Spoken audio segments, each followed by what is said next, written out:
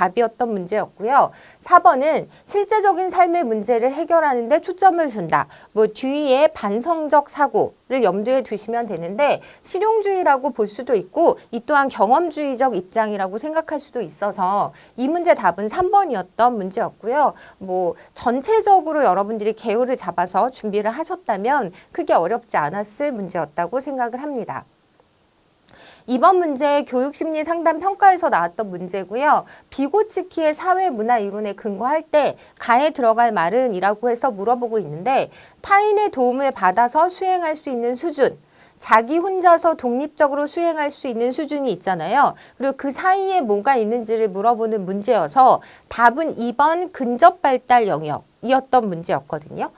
표시를 해드리는 게 편하실 수도 있을 것 같아서 요것과 관련해서 제가 그 시험 전에 그 요약 강의 10시간 정도 이제 분량으로 여러분들하고 진행을 했었었는데 거기에 나왔던 내용을 보시면 그 일단 실제 발달 수준이 있고 잠재 발달 수준 이것도 여러분들이 좀 정리를 하셔야 되거든요. 그러니까 뭐 실제 발달 수준은 아동이 스스로의 힘으로 문제를 해결할 수 있는 실제 발달 수준이 있고 성인이나 유능한 또래로부터 도움을 받아 문제를 해결할 수 있는 잠재 발달 수준이라는 게 있는데 그 사이에 있는 영역이 무엇인지를 물어보고 있는 문제였잖아요. 그래서 이 중간 영역을 근접 발달 영역이라고 하고 아동의 학습이 이 영역에서 일어난다고 주장을 하는 비고치키의 이론이었다라고 생각하시면 될 것 같습니다. 3번 문제는 교육행정에서 나온 문제였고요. 지도성 유형에 대해서 물어보고 있는데 사실 그동안 교육학개론, 구급 교육행정직 관련해서 분산적 지도성을 물어보는 문제는 없었어요. 없어서 이 문제가 여러분들이 좀 낯설 수도 있었으나 일단 내용을 좀 보시면 지도성에 대한 중앙 집권적 사고를 부정하는 거고요.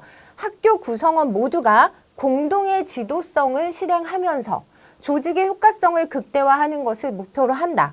학교 조직이 크고 업무가 복잡하기 때문에 조직 내 다양한 자원을 적극 활용하는 것을 강조한다라고 보기를 제시함으로써 여러분들이 충분히 중앙집권적 사고를 부정하고 공동의 지도성을 실행한다라는 것만 가지고도 분산적 지도성이라고 고르실 수 있었을 거라고 생각을 하고요.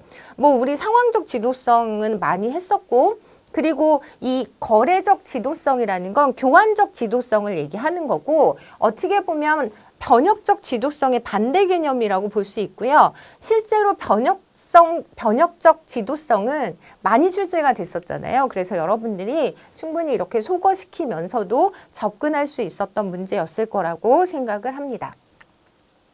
4번이 교육 철학에서 나온 문제인데 이번에 약간 특이한 점이 서양 교육사에서 2문제, 교육 철학에서 1문제, 그래서 총 3문제가 나와서 교육 철학 쪽에서 문제가 좀 많이 출제된 것 같다라는 느낌을 받으셨을 것 같아요. 그래서 문제를 보시면 코메니우스의 교육 사상에 대한 설명으로 옳지 않은 것은 이라고 했는데 뭐 내용이 3번을 보시면 이제 동굴의 비유를 통해 교육의 핵심적 원리와 지식의 단계를 제시하였다. 이게 플라톤이라는 건 여러분도 알고 계셨을 거잖아요. 그래서 의외로 답은 쉽게 3번으로 찾으셨을 것 같고 그리고 나머지 부분을 여러분들이 좀 기억하셔야 되는데 이 코메니우스는 17세기 감각적 실학주의를 주장했던 사람이잖아요. 그래서 교육을 이끌어가는 방법상의 원리를 자연에서 찾고 인간의 감각적 직관에 기초한 사물교육, 실물이나 표본을 감각적으로 직접 관찰하고 학습하는 거 이것들을 중시하면서 우리가 이 실학주의 안에서도 코메니우스를 감각적 실학주의라고 얘기를 한 거였거든요. 그래서 여러분들이 나머지 3개를 좀 기억하셔야 되는데 모든 사람에게 모든 것을 철저하게 가르쳐야 한다고 주장을 했고요. 그림을 넣은 교재인 세계 도회를 제작해서 문자 위주 언어 교육의 문제를 해결하고자 하였다. 그리고 이 코메니우스